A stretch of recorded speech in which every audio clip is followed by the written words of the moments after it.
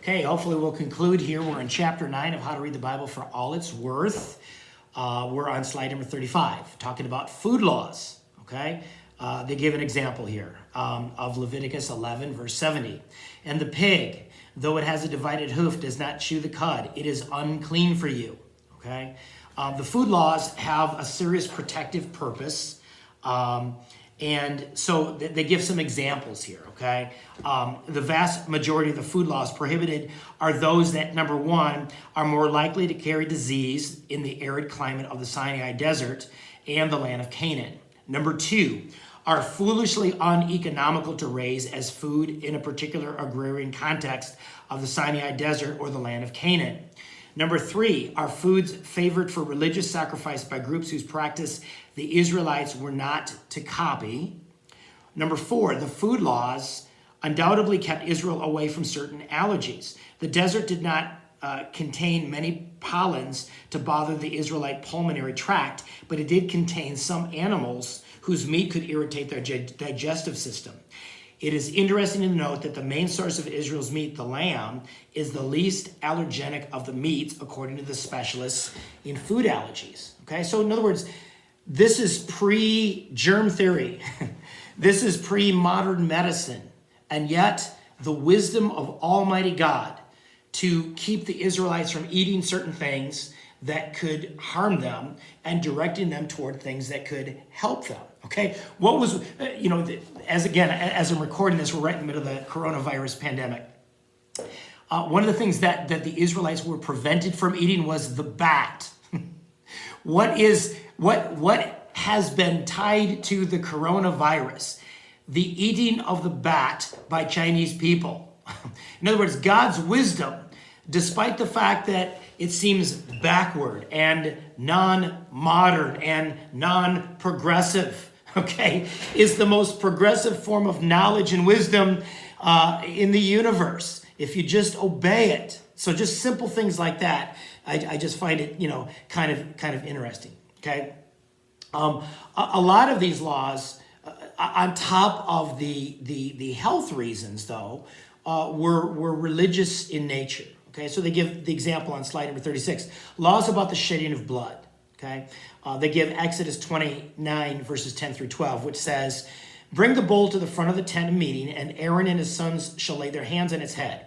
Slaughter it in the Lord's presence at the entrance to the tent of meeting. Take some of the bull's blood and put it on the horns of the altar with your finger, and pour out the rest of it at the base of the altar." Okay, such laws set an important standard for Israel. Sin deserves punishment.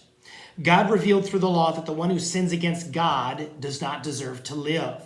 But God has provided a procedure by which the sinner might escape death. A substitute's blood could be shed.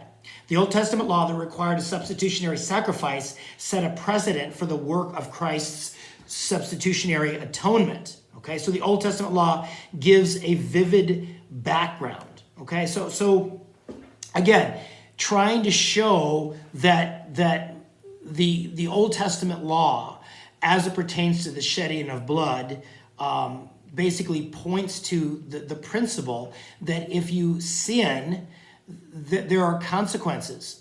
There must be a substitute in your place for you to live clean before the Lord. Okay, so that's kind of what they're focusing on there.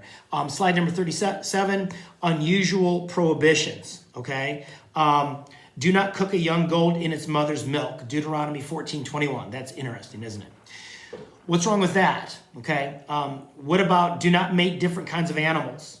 Do not wear clothing woven with two different kinds of material. Okay.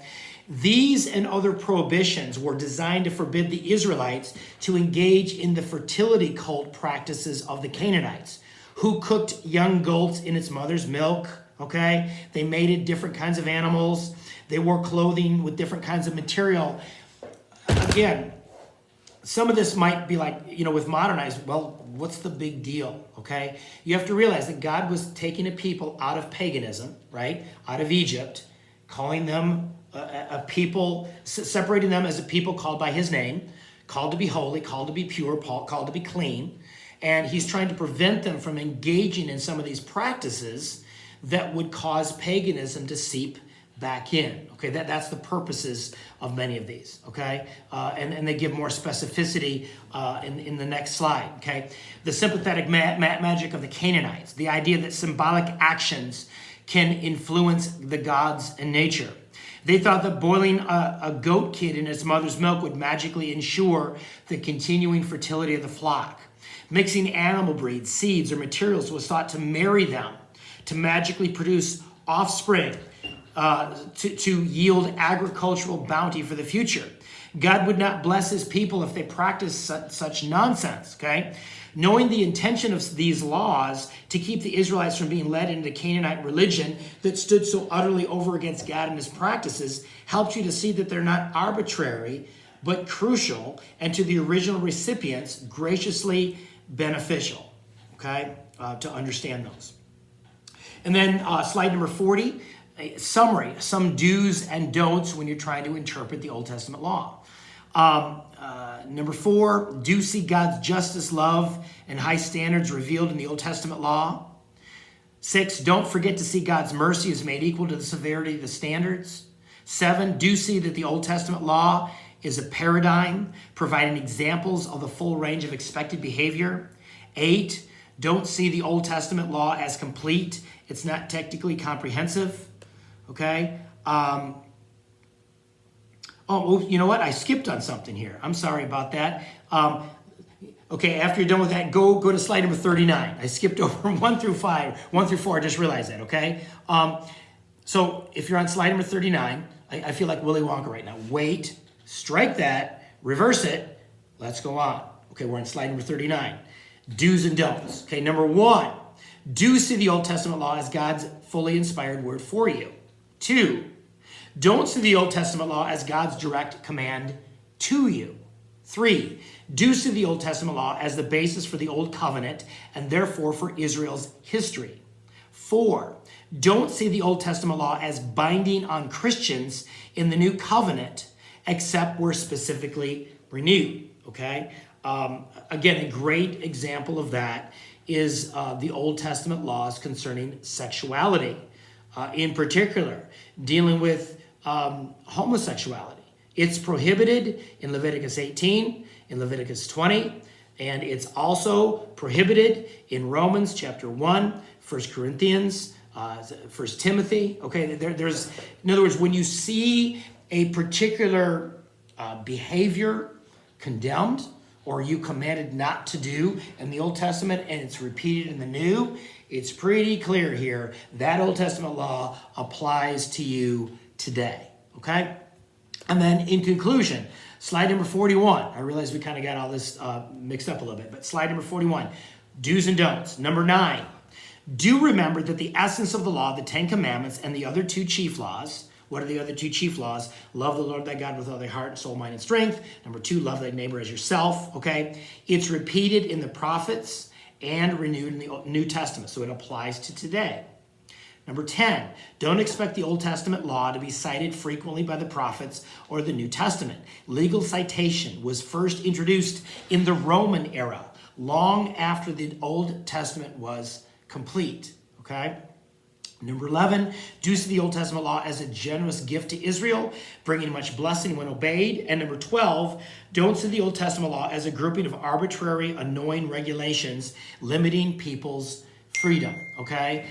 Look at it as, again, see the principles that can be applied to today. There are many of them, okay? Also think through the Old Testament law as discipling a nation, okay? This is something that I think we should apply in America, where America is quickly jettisoning its Judeo-Christian roots, okay? We're trying to, as Os Guinness calls our society today, we have a cut flower society. We still expect to enjoy the fruits while getting rid of the root systems, okay? Meaning discipling America again with Judeo-Christian principles, okay, is going to be really, really important. Are some of the Old Testament laws going to be necessary? Yeah. Am I saying imposing Old Testament law on America? No, that's not what I'm saying. Don't hear that, okay? That was something called Reconstructionism.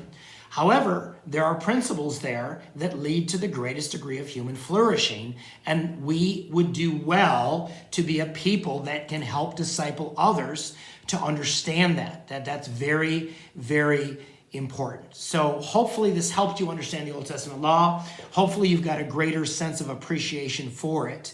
And again, if you have any questions after watching these, please send me an email at pastorerik@lmcc.church. That's pastorerik@lmcc.church. Blessings, and we're on to chapter 10, and we'll conclude on how to read the Bible for all it's worth. Take care. God bless.